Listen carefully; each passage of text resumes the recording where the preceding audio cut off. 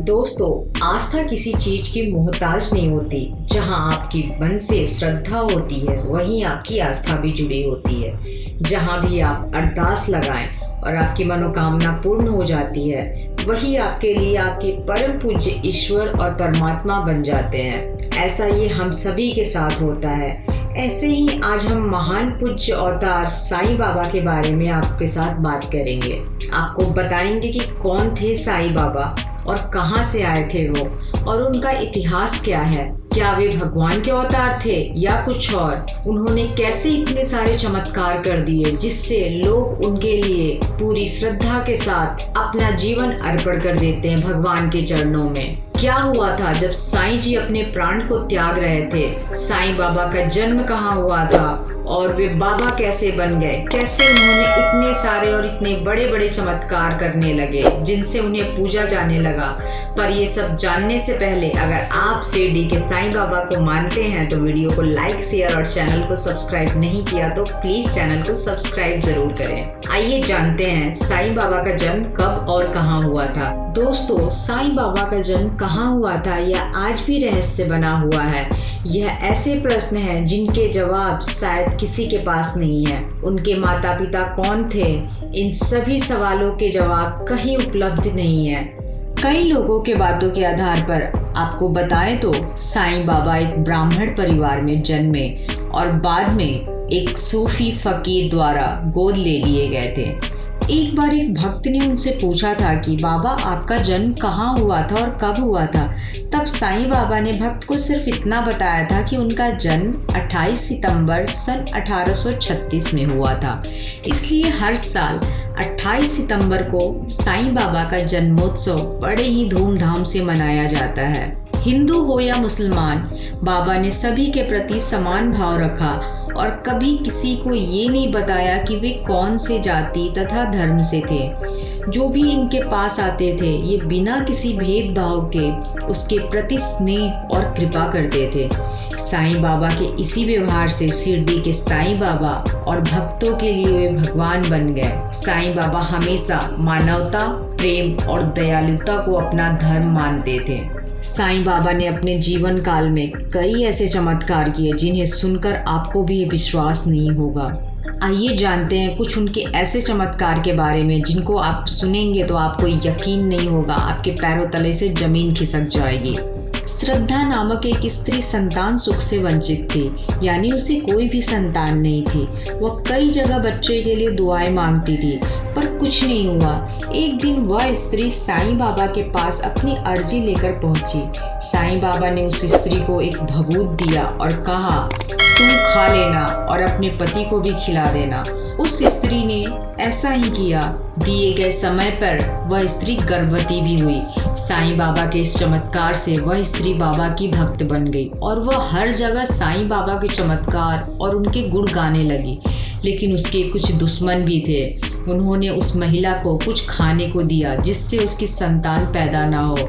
उसे खाने के बाद उस स्त्री की तबीयत बिगड़ गई और वो फिर साईं बाबा के पास पहुंची और अपनी हालत के बारे में बताया।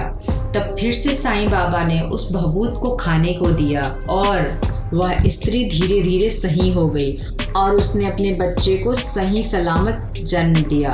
ऐसे कई चमत्कार साईं बाबा ने किए थे। उनके इन्हीं चमत्कारों से साईं बाबा को भगवान और ईश्वर का अवतार बना दिया। 19वीं सदी में लोगों को धर्म और भेदभाव से ऊपर उठकर सोचना सिखाया। आपको बता देगी, शिरडी में साईं बाबा का एक विशाल मंदिर है जहां प्रतिदिन हजारों की संख्या में भक्त बाबा के दर्शन के लिए आते हैं। भक्तों का ऐसा मानना है कि बाबा के दर्शन मात्र से ही उनके सारे दुख दर्द पीड़ा मिट जाती है।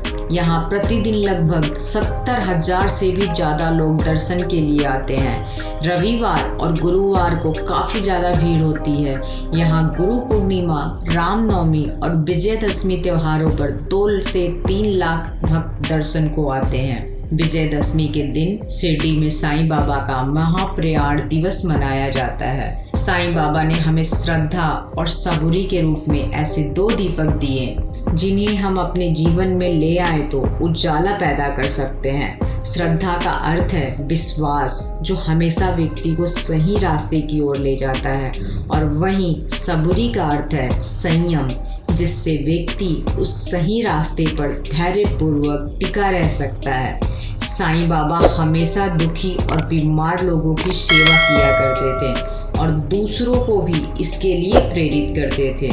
उनका कहना था कि सबका मालिक एक है, इसलिए वे कभी भी जाति धर्म की बातें नहीं करते थे। साईं बाबा एक आध्यात्मिक गुरु थे। वे इतने दयालु हृदय के थे कि वह किसी का दुख नहीं देख सकते थे। दूसरे के दुखों को वो अपना दुख मानते थे। जब तक किसी को वो दुख से उबार ना दे तब तक वह चैन नहीं लेते थे। इस प्रकार उन्होंने अपना पूरा जीवन लोगों की सहायता करने में लगा दिया। इतने महान व्यक्ति साईं बाबा की मृत्यु 15 अक्टूबर सन 1918 को सिरडी गांव में ही हुई थी। मृत्यु के समय उनकी उम्र 83 वर्ष की थी। आपको बता दें कि 1886 ईस्वी में बाबा ने 3 दिन की समाधि लेकर सीमा रेखा पार करने का प्रयास किया था। पूर्णिमा के दिन बाबा को अस्थमा का गंभीर दौरा पड़ा। इससे छुटकारा पाने के लिए बाबा ने अपने प्राण को ऊपर ले जाकर समाधि में जाने का निर्णय लिया था। तो आइए दोस्तों जानते हैं कि आप साईं बाबा को प्रसन्न कैसे कर सकते हैं। साईं बाबा को कई तरीके से आप प्रसन्न कर सकते हैं। पहला, जीव जंतुओं पर दया करें। सिर्फ ऐसा ही नहीं, जरूरतमंद इंसानों की मदद करें, चाहे वो कोई पशु पक्षी भी क्यों ना हो। गुरुवार को विशेष पूजा अर्चना करनी चाहिए। साईं बाबा के 11 वचनों का पाठ करना चाहिए। धर्म के नाम पे कभी भी झगड़ा नहीं करना चाहिए और हमेशा साईं नाम के जाप करते रहिए। फिर देखिएगा दोस्तों, आपके सारे दुख दूर हो जाएंगे। साईं बाबा सभी की मदद करते हैं। साईं बाबा के कुछ ऐसे मंत्र हैं जिन्हें आप पढ़ेंगे तो आपके सारे दुख दूर हो जाएंगे। जैसे ओम सर्वदेवाय रूपाय नमः, ओम अजर अमराय नमः। आपको बता दें दोस्तों, साईं बाबा ने सबका मालिक एक है का संदेश दिया था।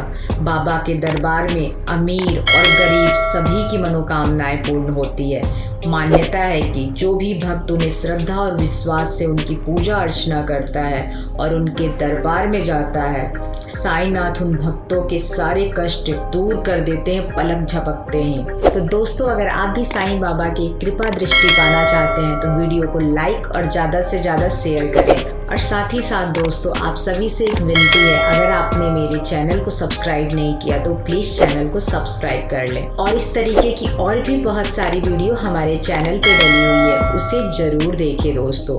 अंत में दोस्तों यही कहूँगी कि सबका मालिक एक है। जो भी सच्चे मन से साईं बाबा को याद करे उन सब की मनोकामना पूर्ण हो। भगवान की कृपा दृष्टि हो आप सभी पे। जय साईं देव।